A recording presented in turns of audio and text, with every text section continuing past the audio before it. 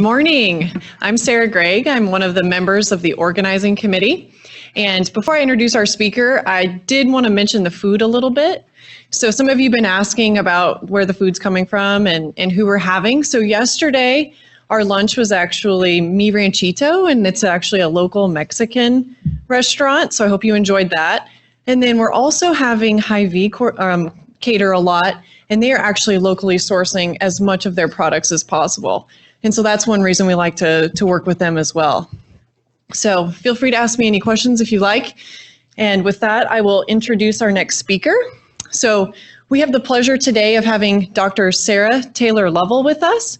She is actually from Illinois, and she received her education in agronomy and landscape architecture from the University of Illinois. And she is an associate professor of landscape architecture, landscape agroecology. Is that correct? Okay. At the University of Illinois. And her research focuses on the analysis and design of multifunctional landscapes with an emphasis on urban agriculture and whole farm planning.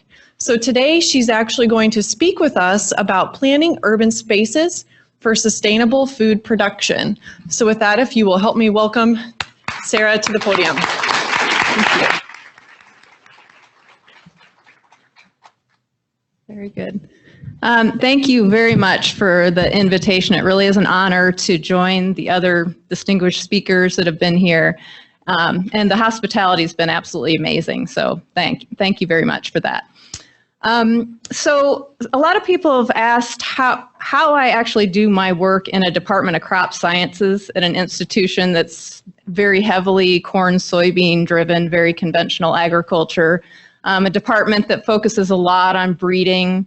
And part of the story is that, as my education kind of alluded to, I was born in that department almost. So I was brought up in that very department. I did my master's degree in weed science, focusing on weed resistance to herbicides.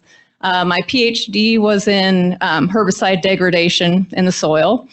I actually worked in industry for a few years. I worked for Dow AgriSciences for about 3 years, and then decided I would go back to school and get a master's in landscape architecture.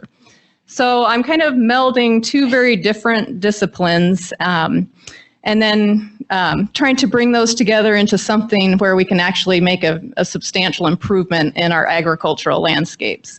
My first faculty position was actually at University of Vermont, which is a very local foods oriented department. So that certainly helped me mesh the local foods portion of this and even start thinking about urban agriculture. But then when I was attracted back to University of Illinois, it really gave me an opportunity to kind of come back to literally the same professors that trained me and start to work with them thinking about, how do we use these new ideas in sustainability and multifunctionality to really encourage and engage a new group of students who are looking at our department and looking at other food-oriented departments as a way to really make an improvement in the world. So that's kind of how I came about, getting into this department. So today we're talking about urban planning for food systems. Of course, cities are very highly modified systems. They're very different than our rural environments where we're typically producing food. We're talking about areas that have highly fragmented habitats. There's a lot of competition for land. So we're talking about land values that can be a lot greater than they might be in the rural environment. We're dealing with things like impervious surfaces and urban heat islands that can impact food production. We have waste products that can be both a negative and a positive potentially.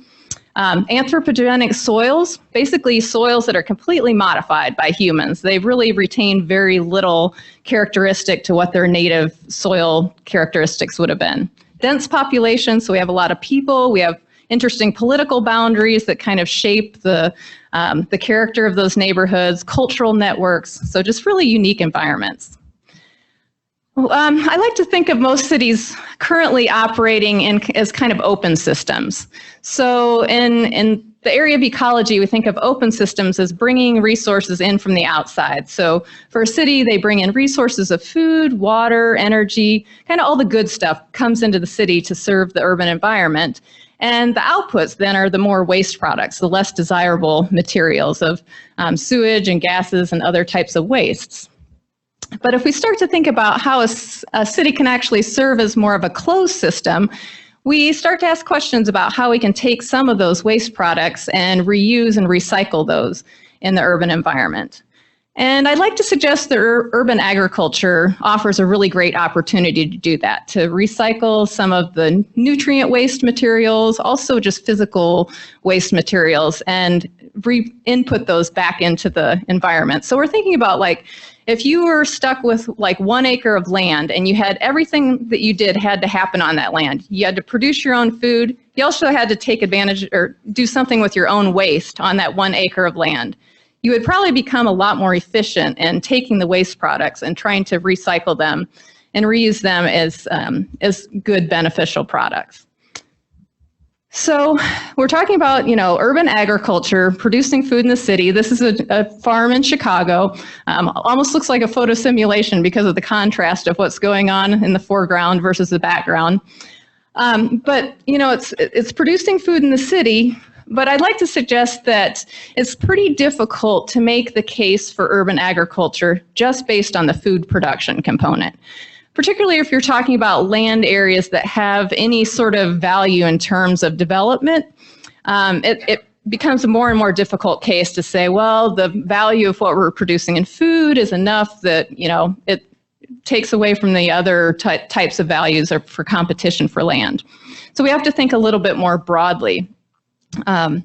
So I use this concept of landscape multifunctionality that helps to kind of frame this idea of thinking beyond just the production aspect. And so the idea of multifunctional landscapes it's not really new. It's one that's been used particularly in Europe pretty extensively, talking about rural landscapes. So there they would think about how to make a rural agricultural landscape more multifunctional by thinking about some of the ecological functions that could be integrated and the cultural functions. So if you think about a typical rural European landscape, you think about an area that's very pastoral and that people might actually go and recreate in, wander around and hike through, even in the agricultural landscapes, and where they've retained some of the cultural features in the landscape. But we can take the same kind of concept where we're integrating ecological, cultural, and production functions and actually apply it to systems here, and particularly to urban agriculture. One part of the definition that's pretty important, and I've emphasized here, is thinking about the site-specific context. So in our case, the context is a city. So we're talking about a really different context than producing food in a rural area. So we need to take that into account. And also thinking about the needs of the users. So in the rural context, the primary user is the landowner, which is also really important in understanding that the landowner is making their entire income and their livelihood off of that land, and they've invested in that land. In the city, the users are often a more diverse group. They're the neighborhood, they're the community that are around that area. And so if we think about that, in that context with those users, how do we add together some of these different types of functions to actually achieve some better level of overall performance of the landscape? So this concept, multifunctionality, is not completely separate from sustainability. So you have, sustainability would be more of the 3 dimensions, environmental, economic, and social, where you're trying to find the sweet spot where those all come together. Similarly, we're talking about cultural, ecological, and production functions, which kind of cover the same realms, but not particularly having to find the perfect sweet spot. And this has been particularly helpful for me in talking with my students who are doing any sort of design work. If I talk to a student who's trying to design an urban agriculture site or any sort of landscape area, and I say, okay, design it to be sustainable. What are they going to do? They're going to maybe throw a token rain garden on there, or like a pollinator habitat or something, or common features they like to see, even if there's no stormwater management issues needed on that site. But instead talking to them about specific functions, what do we want the site to function like? So if you want stormwater management, then you figure out the appropriate features to actually deal with that. If you want food production, then you design the site to incorporate food production on the site. So it's been helpful. And when we're talking about these functions, these are just some examples. So of course, by definition, urban agriculture is going to have the production functions. Food production is the one we talk about most commonly, but there also could be medicinal products, and even like cut flowers and Christmas trees would fit into this category of items that are produced on the site. Increasingly in urban areas, we really call on our green spaces to include ecological functions as well. Stormwater management in urban areas is a really important issue. Microclimate control, so orienting our green spaces so they create a better microclimate environment. Soil conservation, carbon sequestration, all of these issues are gaining more and more recognition. But it's also important not to forget the cultural function piece. So urban green spaces have traditionally been very much cultural function oriented, and I don't think we want to lose that when we start thinking about transitions to urban agriculture, because we still want to meet some of these recreational features. Think about visual quality. These are things that have really important meaning and restoration really for the people who live in that environment. So it's important to keep those in mind. The landscape multifunctionality concept, I'm going to fit it into this idea of land sharing versus land sparing. I'm not sure if you've heard of this, but it's something that we talk about in agricultural development and even in conservation realms. So in the US, we've focused mostly on the land sparing concept. And the land sparing concept basically says that if we take our agricultural lands that we have and we just try to produce more and more and more, we just really go intensively on those. We have all the best crops. We put all of the inputs we need into that just to up and up and up the yield. Then by having more yield, we can spare other lands. So we can keep some of our other lands safe and free and unimpacted. And so there's certainly value in that. We've got some of our good conservation lands from that type of approach. But the multifunctional landscape concept fits a little bit more on the land sharing idea, where it suggests that we don't have to have this binary system where it's agriculture over here, really, really intense, conservation over here, always to be separated. And even our policy really supports that. So all of our conservation policies, even related to agricultural land, are often saying if you have something in a conservation program, you can't harvest anything at all off of it. So it's going to be retired from agriculture, it's going to be in conservation, or you're going to put it back into agriculture. So it's really created this binary system, whereas with the landscape multifunctionality concept, we can think about integrating little habitats within an agricultural landscape so that maybe they can provide both production and conservation values. So there may be, benefits and uses for both of these. Okay, so I'm going to talk a little bit about, I'm going to go through some of the previous work we've done just to kind of set the stage for urban agriculture. I'll talk about where we're evolving right now with our work, and then I'll finally get to the point where I'm talking about just some basic guidelines for planning and designing urban agriculture landscapes. And that's just basically a stepping stone maybe for you guys to start thinking about and offering ideas also for what some of those guidelines might be. So a lot of our work has focused on Chicago. I had one of my PhD students was really interested in trying to characterize the state of urban agriculture in Chicago and really look at the extent to which people were producing food in the city. And he was willing to basically sit down and scan all of the satellite imagery for the entire city of Chicago and develop a system of being able to recognize a signature for urban agriculture sites.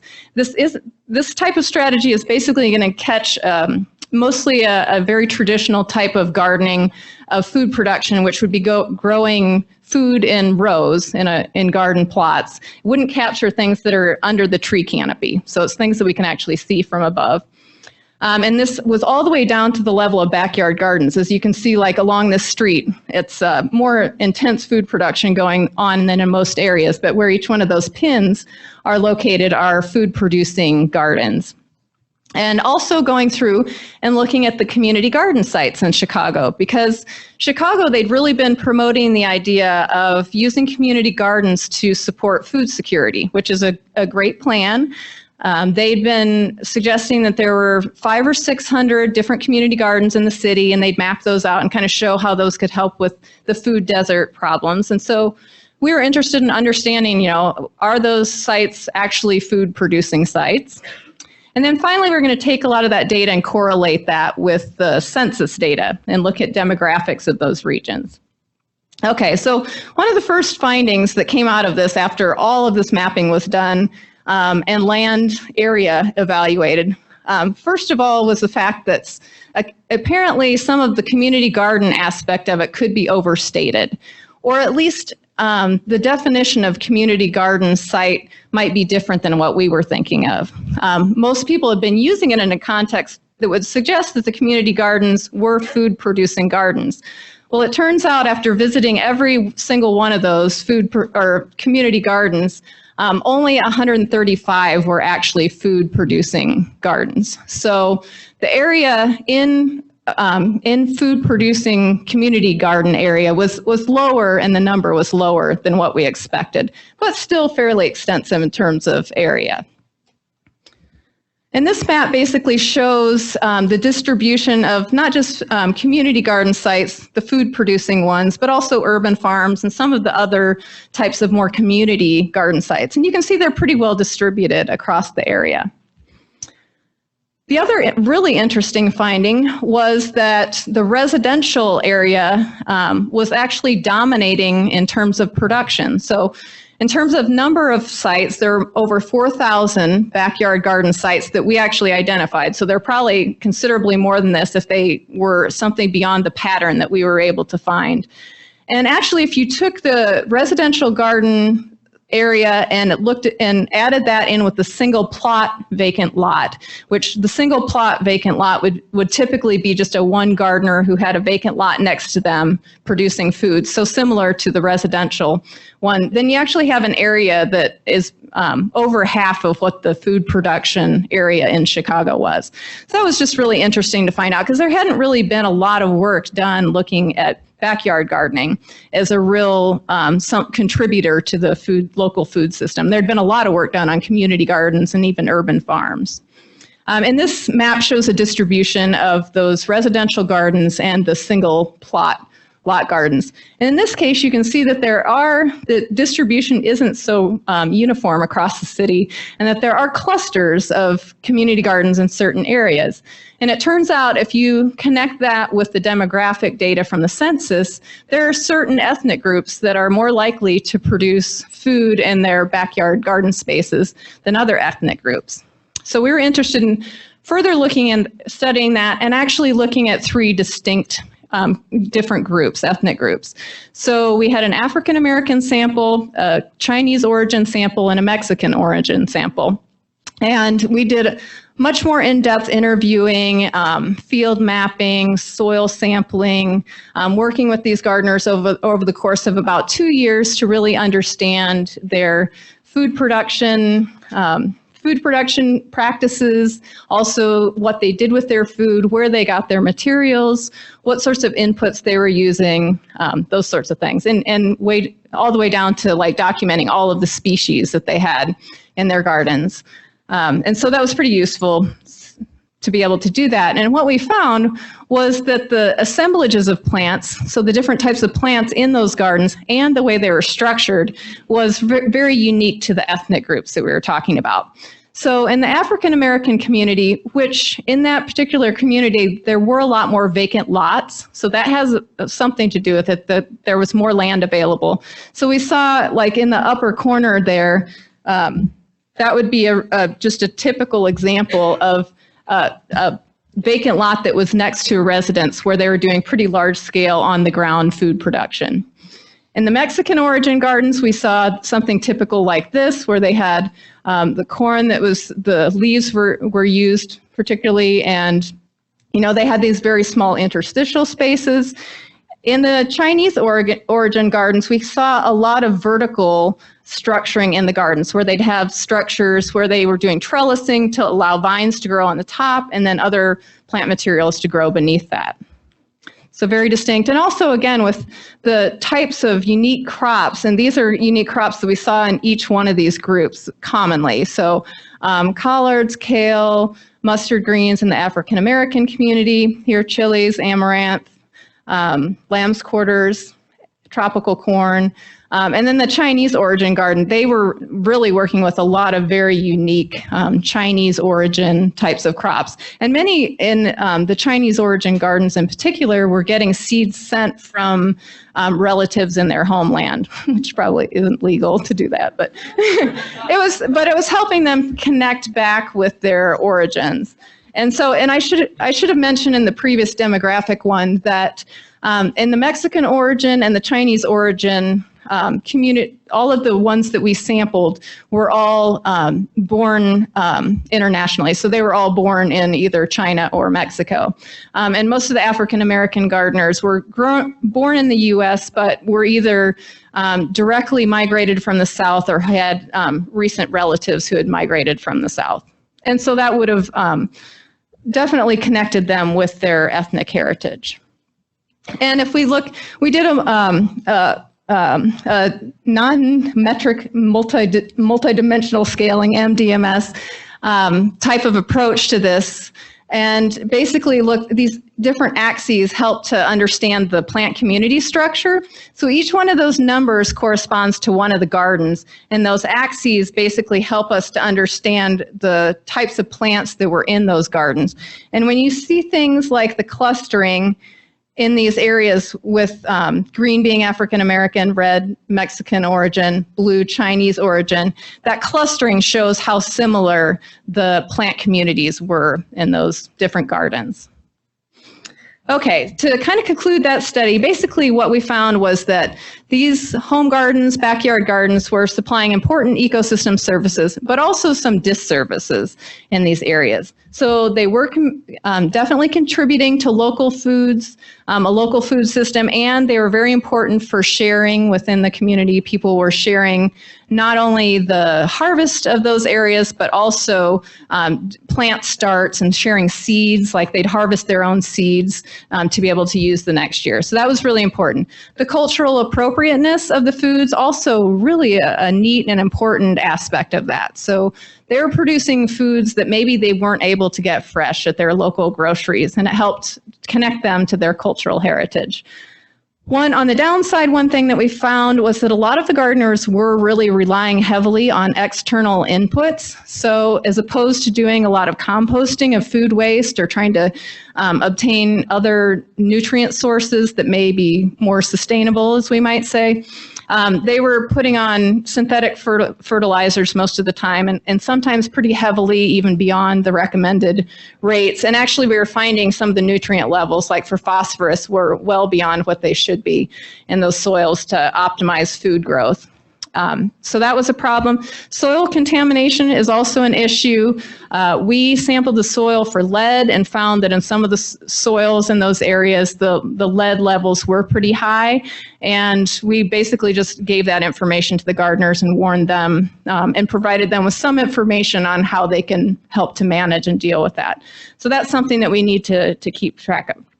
Another thing, kind of on the positive and negative side, we found that these home gardens were conserving a lot of biodiversity. We saw a lot of different species in the gardens, so high levels of biodiversity. But on the downside, they really lacked trees and shrubs that help provide structural diversity.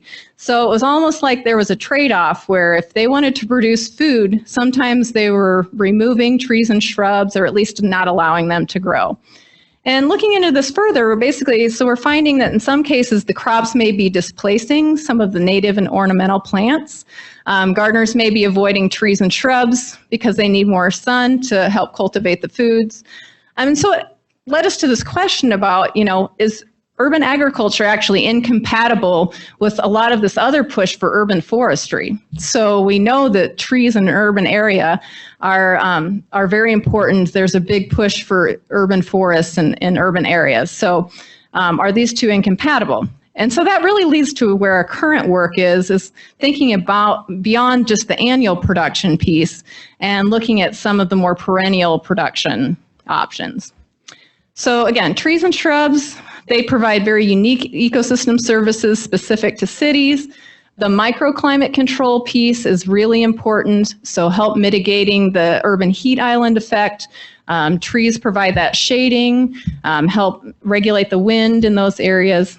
Also providing habitat and food resources would be unique and having those available all throughout the year.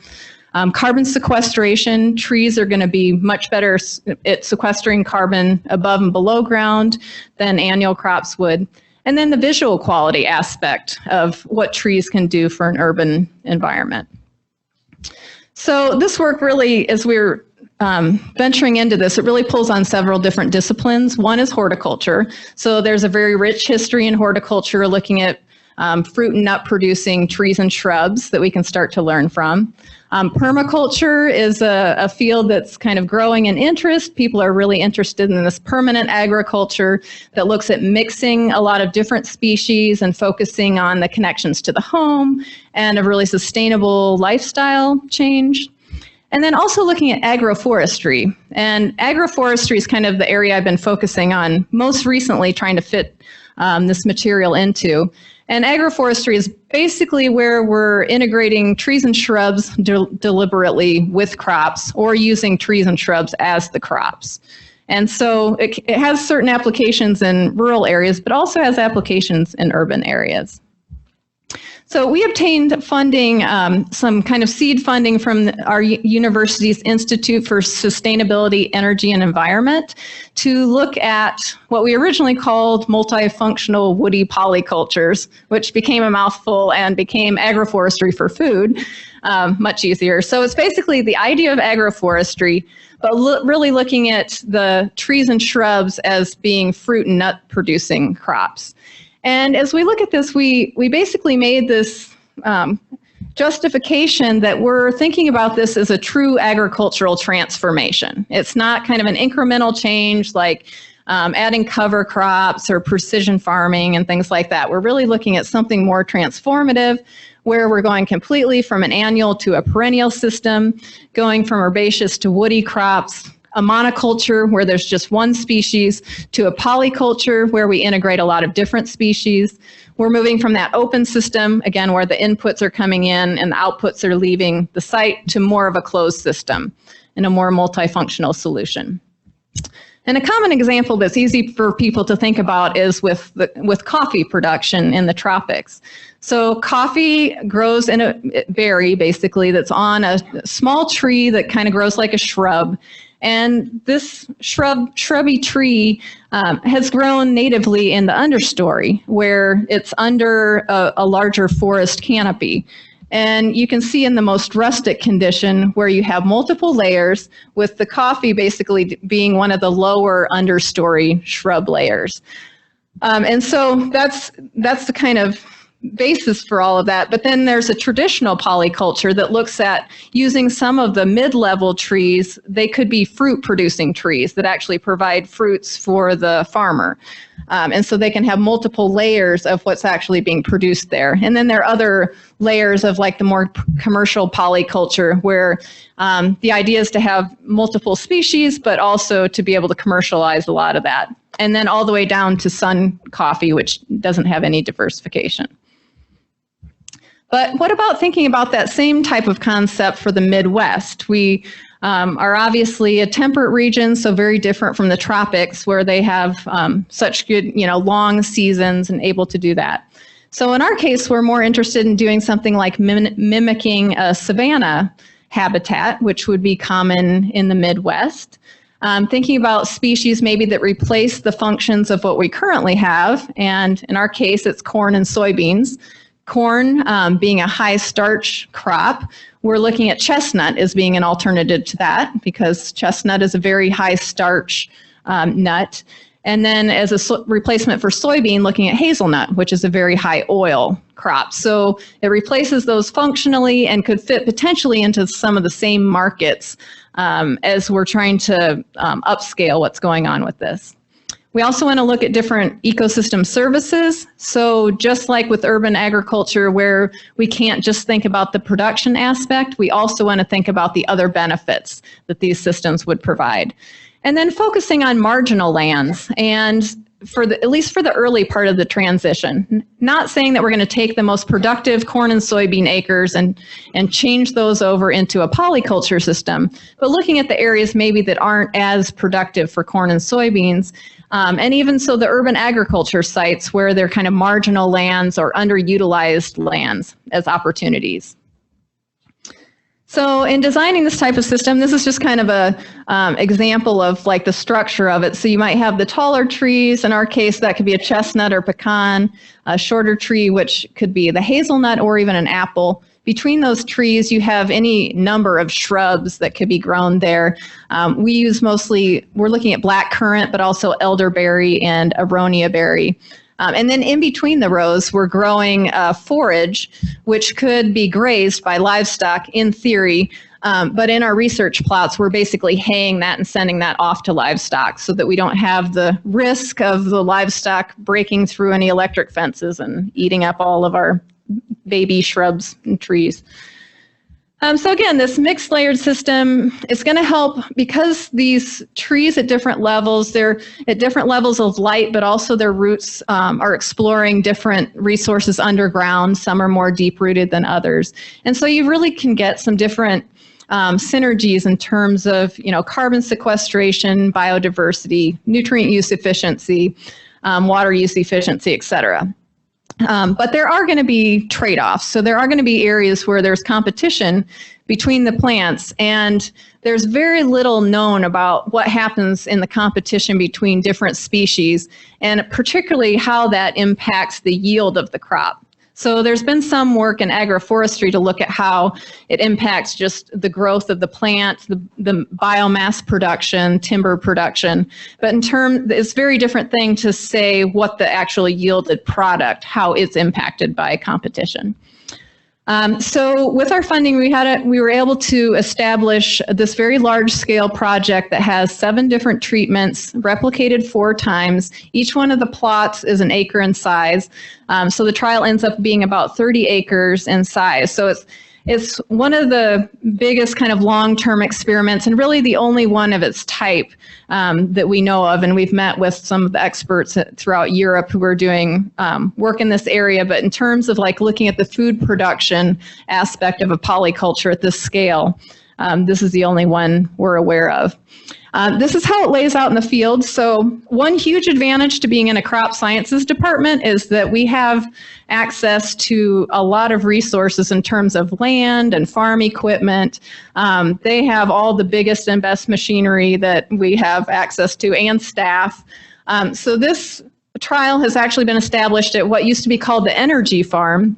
Well, it actually still is called the energy farm, but it was established from some money that was given by BP to study bioenergy crops. So there was a lot of work at the farm on miscanthus and switchgrass and other bioenergy crops. But in recent years, that funding has declined, and so now the farm is more open to other types of perennial production applications. So this is how it sits in the field. I'll show you a better close-up here of some of the treatments. So treatment 1 and 2 are both on one single plot. We include a corn-soybean rotation in there.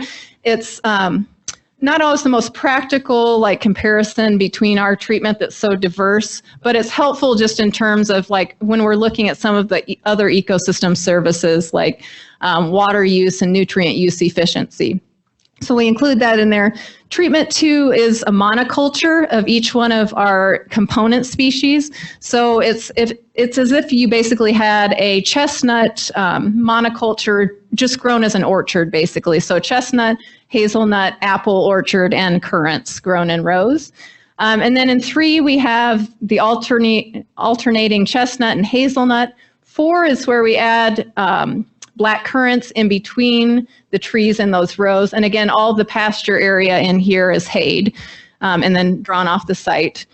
In treatment 5, we have double density so that we can start to see the plant interactions more quickly because it's going to be quite a few years before we see interactions between plants on some of these. And in treatment 6, we add apples into the system. And treatment 7 is the very most diverse system that includes all native plants, native to our environment, but also food producing crops. And this one has gained a lot of interest recently. One interesting component of this is that it actually could be planted into some of the conservation programs that are provided by the government.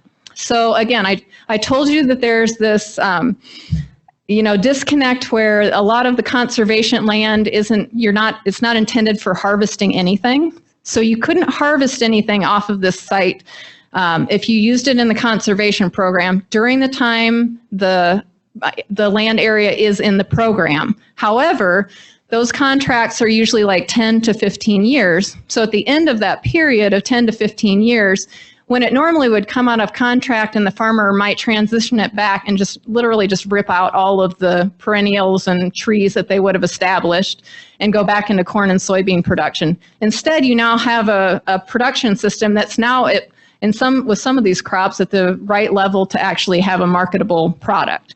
So there's some potential with this.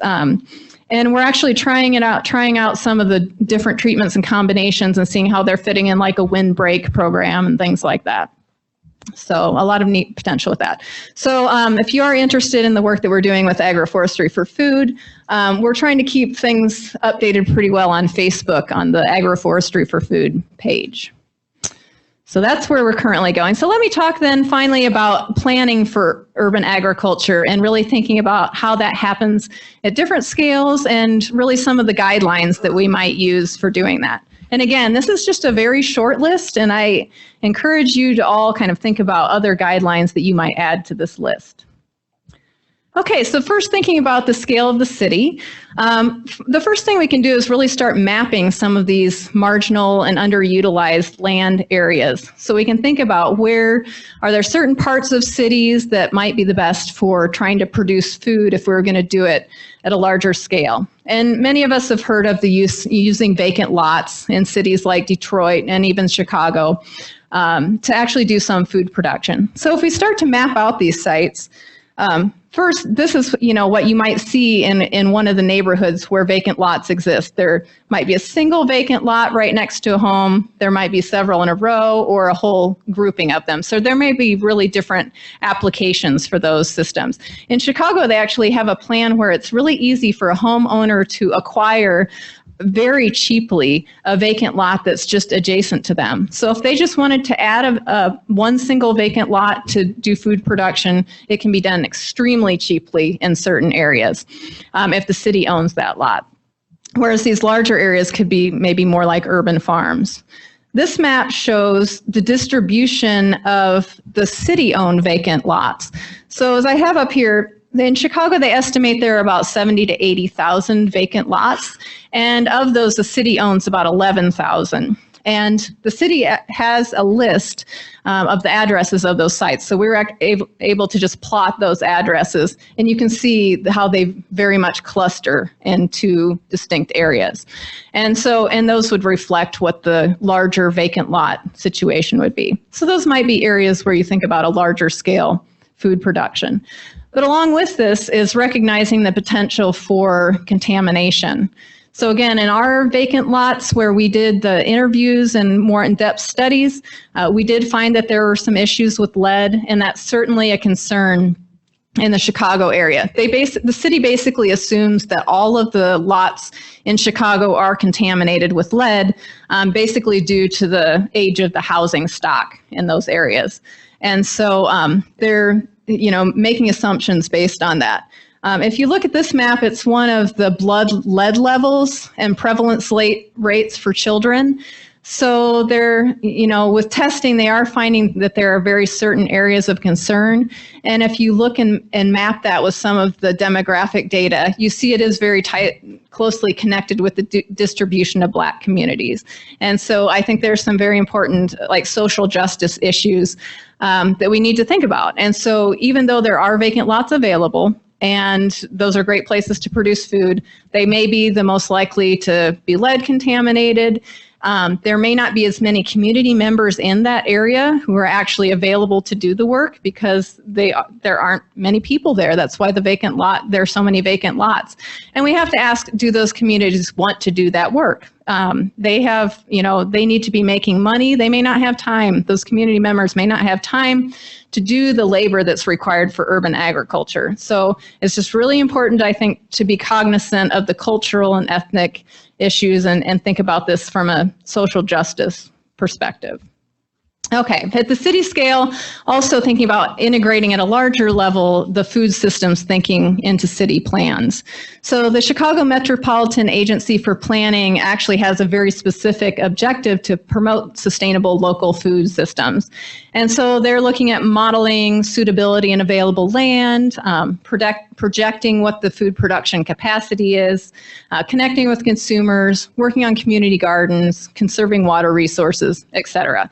So I think a lot more, though, could be done with city planning efforts. And then also connecting urban agriculture and urban production landscapes together. There's this great book that was put out a few years ago called Continuous Productive Urban Landscapes. It was actually put together by architects. And it talks a lot about how you do these connected spaces of food production. And that really helps to integrate the different, urban farms, community gardens, backyard gardens, and thinking like more of a greenway type system. And the idea is that, producing food where people are eating it and consuming food where it was grown. So really trying to connect people with their communities and with their food systems. Also at the cities, again, so connecting with the urban productive landscape. So this is just kind of a diagram of what that might look like, where you have these larger farms, community gardens, and then you have connectors between that. And if we start to look at a city like Chicago, and this is just mapping basically the green space that exists there, but there's kind of a pattern to be able to do something like that, where we have these much larger parks, and there's this really large boulevard system. And in Chicago, their boulevard is really a wide space of area. So there's a lot of land area in there that's just mown or mostly not managed quite the best. So some potential to think about that idea of continuous productive urban landscapes. Another thing that can be done at the city level is really mapping out the public fruit trees and mapping out any sort of food production aspects. And this can be done so that people can glean that food to help with, food access in the city. And there's a lot of work that people have done into mapping out a lot of the fruit and nut trees in most areas. So this fallingfruit.org is a fun place to go and look at, any area and look at what the food production options are. And if you click on any one of those dots, there's more or less information that might be available on those. A great article done by Clark and Nicholas in 2013 looks at this idea of urban food forestry. So really thinking about this multifunctional approach and integrating that with a food security concept. So they looked at different urban forestry master plans to try to see if there was any sort of food production component added to that. They did a little simulation study to think about the food production capacity for the city of Burlington, Vermont, which would not be an easy climate to try to produce food in. But they had good valid data for what the actual harvest would be in those areas. They used apple trees as just one idea of what could be done on open space and how much food could be produced with that. And then they did a nice reference table of perennial food producing plants. And this is just an example, a piece of what that reference table was, and going through just a lot of different plants and what their values would be, whether or not they're commercially cultivated for food or other aspects that would be valuable. If we start to move down from the city more into park-sized spaces or public spaces, we need to think about developing very unique solutions for individual parks. So thinking about the size of parks, this in the middle image, you can see there's basically a breakdown of different parks. So the very smallest dots are these really tiny little neighborhood parks, and then these varying spaces. And then there are several of these very large park systems in Chicago. And again, a lot of those you can see here's part of the boulevard system is connected to that. And if you look at the breakdown of that space, there's a lot of space in here and maybe some not completely utilized where food production could be integrated. But thinking, in the smaller parks, there might not be a lot of area in there. You might be able to add a fruit tree or something like that, but also recognizing on those, maybe it is actually more important to have a basketball court for youth to be able to recreate and get physical activity. So I think thinking about the trade-offs and what that community needs is important.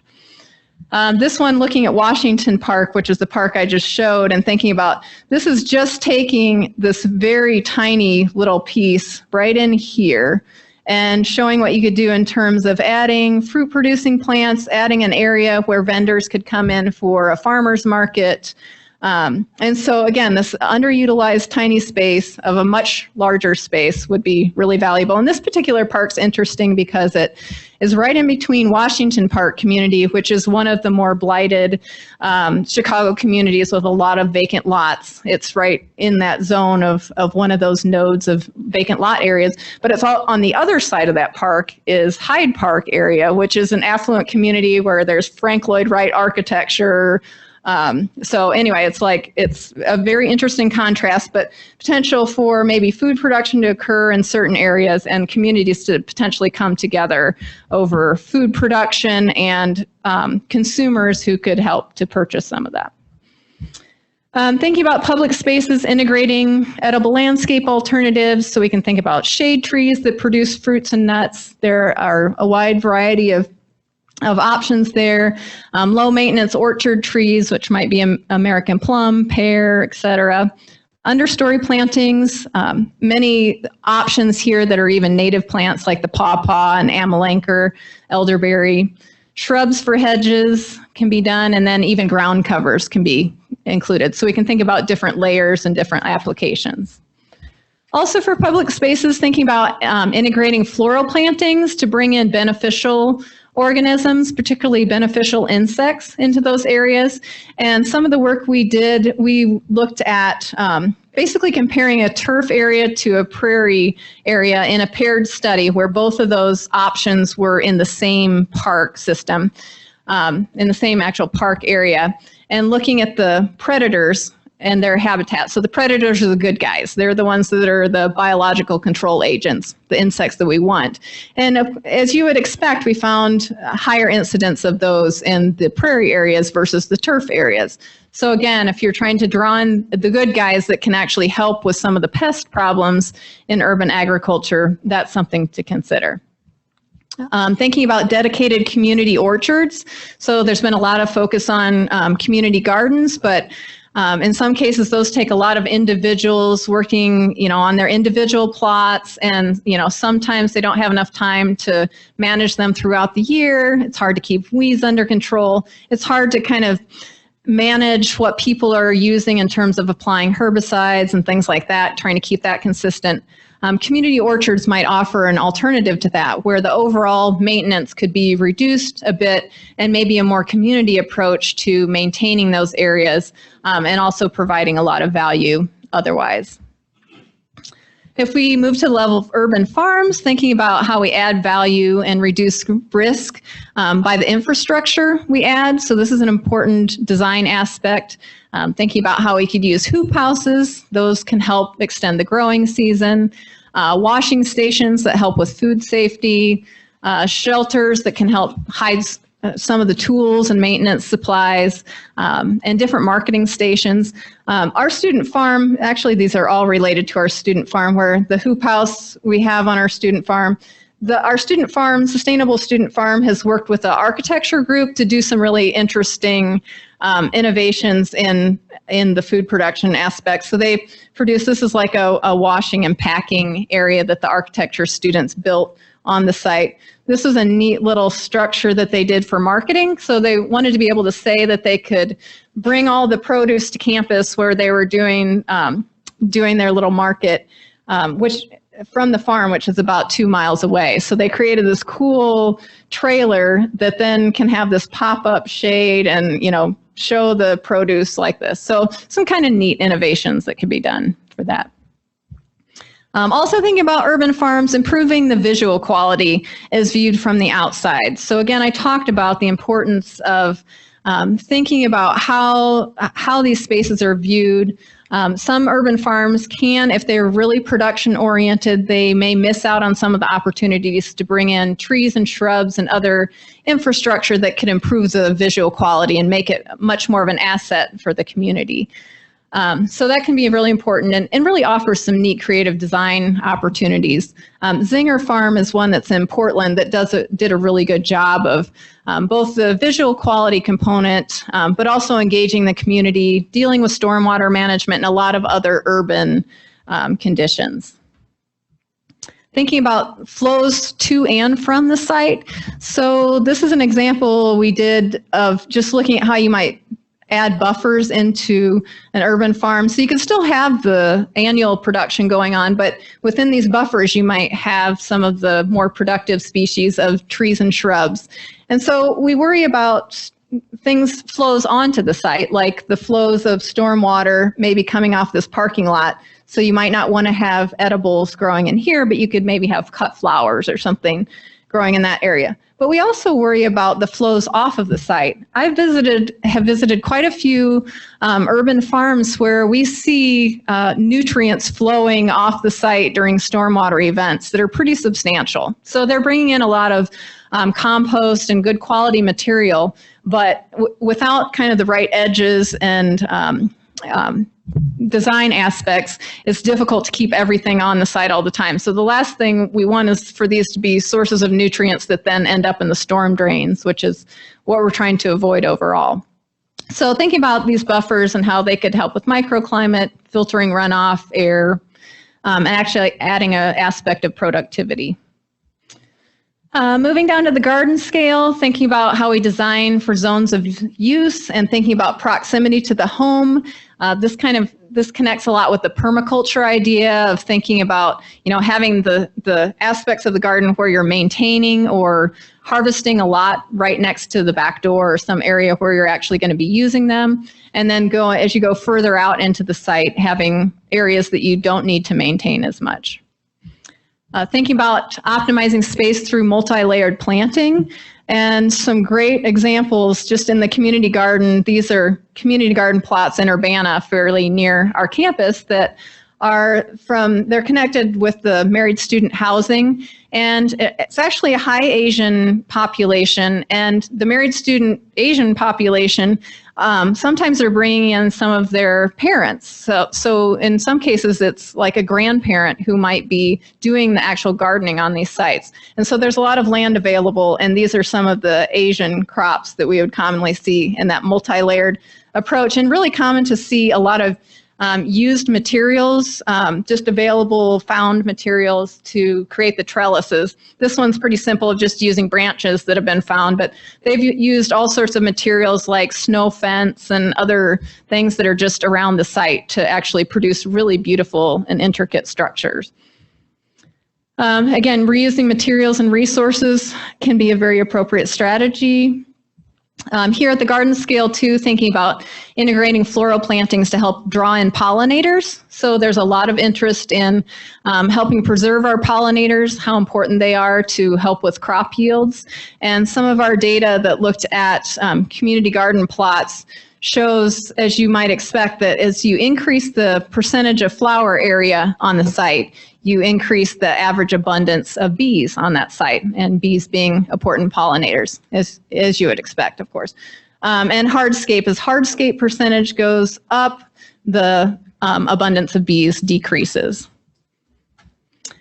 Also at the garden scale, getting back to thinking about respecting and reflecting cultural heritage. So encouraging groups to really think about, connecting to their own cultural heritage, drawing from what they may have learned in their homelands in terms of food production and bringing in new crops and new ideas and connecting other people with it. So different communities showing each other something about their culture through their food systems and their food production. So finally, urban ag definitely faces some challenges. I've brought up the contamination and other issues. But if we think about it from a design perspective, we're very solutions oriented. So we're very much about thinking about how we add in these different functions. And so really these problems become opportunities for us to just think about how we design these systems differently. So that's all I have. And if you're interested in any of our work, there's my lab website and again, the Facebook page. And we've gotten support for various parts of this project from different sources, including USDA Hatch funds and our Institute for Sustainability, Energy, and Environment. So that's all I have.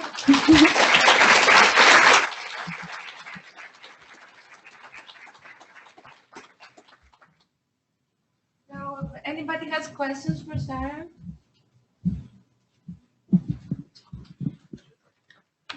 Thank you.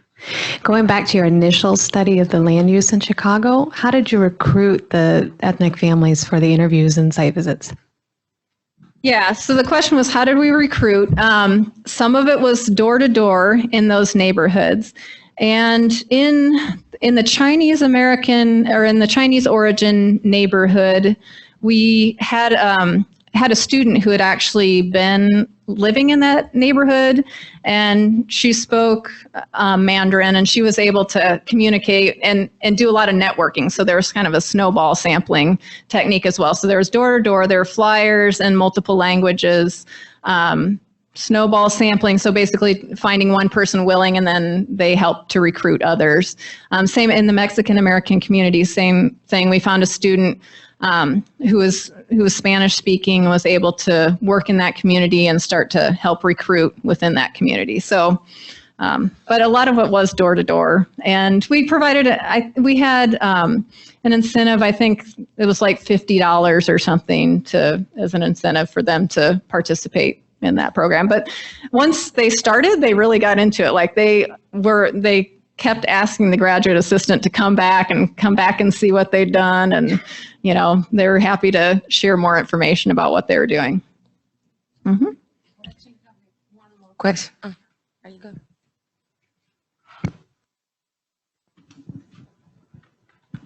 Hi, in Manhattan, Kansas, they have a wonderful tree planting program, and a group of us approached the forestry department and asked if we could have fruit trees planted in some of the parks, and they also plant in individuals' homes in the front. But the objections were that it caused a mess and it would be too much to clean up. They were worried the children would maybe eat something they were allergic to if trees or nuts were in the parks. They said they had complaints of fruit and falling on cars and on the sidewalks. So did you encounter any of that? How did you handle Yeah, so those objections have been brought up in all cases. And so I think it has to be fairly site specific to where you're going with it. So I think recognizing that people will come up with these reasons not to do it. And so maybe not planting apple trees or trees with falling fruit next to sidewalks or areas where people will be walking.